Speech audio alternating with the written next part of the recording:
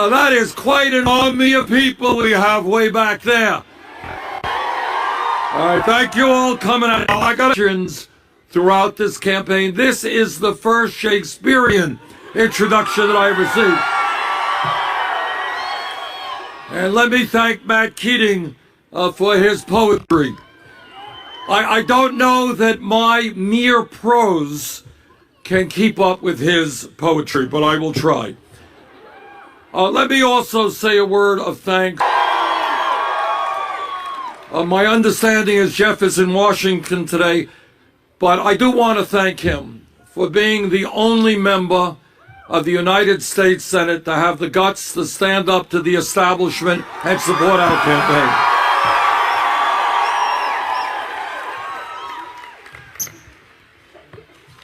When we began this campaign, it's almost a year ago, we had no money, we had no name recognition.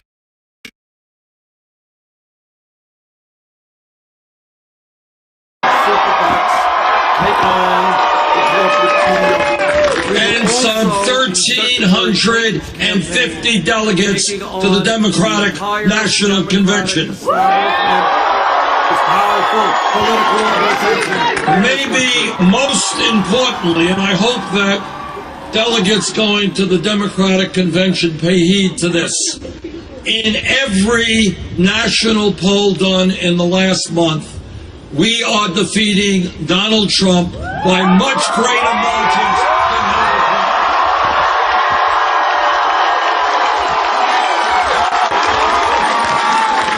USA Today poll, Sanders 15 points up. GWU 10 points, Fox 14 points, CBS 17 points, McClatchy 20. In other words, we all agree, this is one thing that Secretary Clinton and I do agree on, we must not have a Republican in the White House. But I think the evidence is overwhelming that you are looking at the strongest Democratic candidate.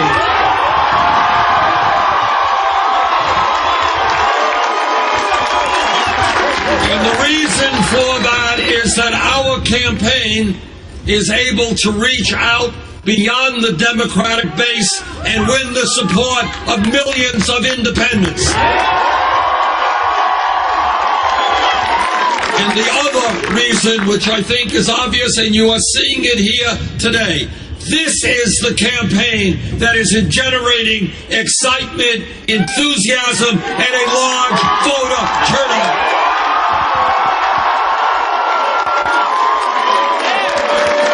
The truth is, Republicans win elections when the people are demoralized and give up and voter turnout is low.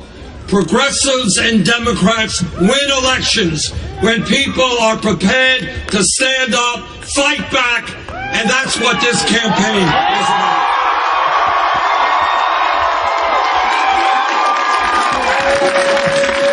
Now, my view, if you take a hard look at the Republican agenda, it is hard to imagine anybody voting for that agenda. Now, unfortunately, the media does not often take a look at that agenda, so I will do that today.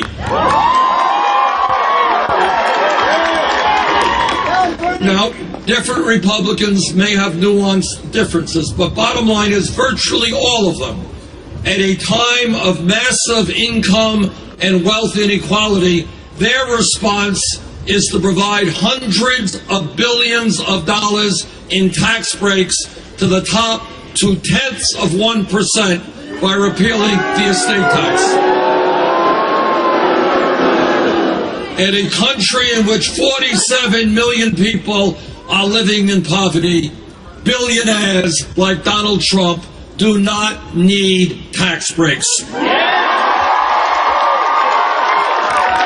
That's not all. Republicans want to give huge tax breaks to people who don't need it, but at the same time, most of them want to make devastating cuts to the programs that are keeping millions of people alive.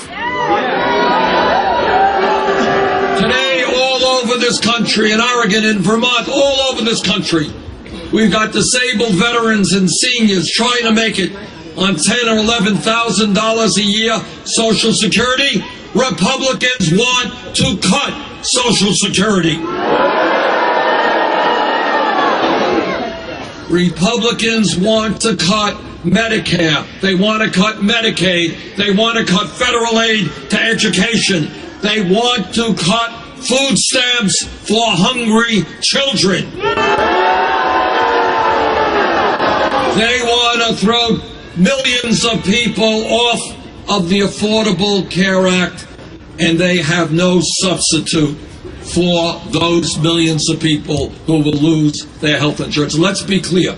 When you're throwing millions of people off of health insurance, some of those people will certainly die, and many others will become much sicker and suffer in a way that they did not have to. But that's what they want to do. Eliminate the Affordable Care Act. Millions of people lose their health insurance. Not a whit of concern for those people. At a time when we are seeing an increasingly corrupt campaign finance system, what Republicans want to do is not overturn Citizens United. You know what they want to do? They want to end all campaign finance regulations so that billionaires can directly fund their candidates. You know, and I think we are reaching the day when you're going to have members of Congress with patches on their jackets, sponsored by the Koch brothers, sponsored by ExxonMobil, sponsored by the Pfizer drug company, because that is where the Republican Party is going. Now, right now, as a member of the Senate Committee on the Environment, I can tell you what all of you already know, and that is climate change is causing devastating problems in our country and the world. But you have a Republican Party that is rejecting science. Not one of the many Republicans who ran for president even acknowledged the reality of climate change, let alone a desire to transform our energy system.